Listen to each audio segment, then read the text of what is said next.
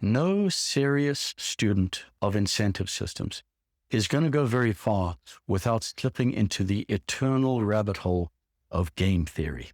I can tell you, I am a recovering game theory fanatic, and over the course of our time together, I'm going to pull you into those rabbit holes to truly deepen and broaden your understanding of why people do what they do the way they do it. Game theory has many, many aspects to it. We're speaking for now about the core essence of what is called behavioral game theory. Inside of behavioral game theory, there is a formula, there's a number of them, but one in particular that contains a critical factor in anticipating and literally running the mathematical probabilities of different outcomes. This is the concept of delta. Delta is assigned a value of 0 or 1. What is that delta? Delta is the measure of an individual's value of reward in the short term or the long term. It's essentially the difference between what can I get now and what is possible for me in the future. You might have noticed the one leans more toward employees. I want certainty and a guarantee that if I just sit in this chair for 8 hours, I'm going to get paid. I'm going to be rewarded. Whereas you, as an owner, know that the real bigger vision and future lies in the hands of those that believe in the long term, that are willing to actually pay a price today, not for a reward today, but a potential bigger price tomorrow. For this reason, we assign one of two values. Delta 0 is a person that lives in the world of immediate benefit and gain. Delta 1 is somebody for whom tomorrow's opportunity is just as valuable and important as today's. This is the difference between a transactional way of going through the world, what have you done for me today, and a relational viewpoint on the world. What can we create over time? The difference is profound. The one shows up like you're only as relevant as the paycheck that you cut for them, and the other shows up as what can we create over time together. The second feels like loyalty. Delta 0 feels like you're being used for a paycheck. Why is this so important when we consider partnership? It's important because the vast bulk of our associates are inherently incentivized to prioritize production today, to hit today's goal, this month's, this quarter's, this week's production goals. And it is that number that they live or die by. You may have created an incentive system that induces exactly that. I'm not saying it's bad, but the danger happens when we take somebody that is a high performer in the practice. They are showing up and doing $200K a month in their practice. And you associate that value with the qualities and qualifications of practice ownership.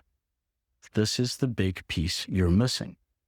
They are a Delta 0 person right now, and you are a Delta 1 person.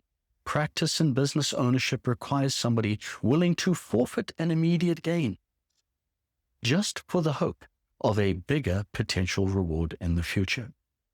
Now, as you would have heard from our conversation about the pajama people, this is not universally true for everybody. In fact, the danger is that you could take somebody who is truly a dyed-in-the-wool Delta 0 thinker and try to induce them into playing a longer game. You will fail. Game theory proves mathematically that you cannot incentivize somebody who is being rewarded in a repeated daily short-term game to forego that for the possibility of something different. Why would they do that? Yet, in your fear of losing that high-impact associate, you overlay and project your expectations and your offer on top of that. What happens? You look up a year, 2, 3, 5 years from now, and all that your business partner is doing is all they've ever done, just showing up and producing and taking a paycheck and going home. And where are you? No further along. You still have all the brain damage and burden of performance and responsibility for management and shepherding the practice, the culture, overhead, etc. Because they have been rewarded in a way that is asymmetric to your actual business incentives. What do we do about this? First of all, we need to use this as a filter to identify the kinds of candidates that we are going to invite into practice ownership with you. This is very important. Now, in doing so, you heard me speak about the rule of threes and the pajama people. You will now start to see that this person is in fact a pajama person. And they don't want any more upside nor any more downside. They're more than happy where they are. And your fear of loss, person moving to another practice, can be solved very easily and permanently at a fraction of the price that it would have been if you had offered them equity. I'll show you exactly how to do that. It is ridiculously easy. But that second group of individuals that is seeking to avoid pain, discomfort, loss of status or leverage or influence, that person will be induced to behave differently. Is ownership right for them? We just have to ask ourselves, do they want to show up on a Saturday night when the pump breaks and the practice is flooding? No. Will offering them more money do that to them? Again, no. They'll say yes, but it won't be sustainable. And what will be sustained is your ongoing resentment for them. But then that first group of three discussed in the pajama people conversation we had, these people are confident that they are confident and willing to do the work, pay the price to get the upside benefits. Now, sometimes individuals can be, through a conversation I will frame out for you that is incredibly easy and only works all the time, where an individual can realize that they're operating in zone 2, but they would like to move into zone 1. They're actually interested in creating a bigger future. And those that are in zone 1, those that are incentivized by upside and willing to pay the price, will have their own framework that you will help them with, this delta 0, delta 1 understanding, for them to look at the decisions that they were making as an employee and seeing how those would need to change as an employer. What does this look like? Any number of things. Actually letting go of old Mrs. Smith because she's actually a really bad patient, and we live under the constant threat of her eternal 1-star reviews, or whatever the case might be. Now, a high-performing producer would just show up and say, let's just take care of her and do whatever dentistry we can get done today. Somebody playing Delta 1 would understand the long-term risk that this old lady represents to the practice. And they would realize that the price that the practice is paying for one person's benefit.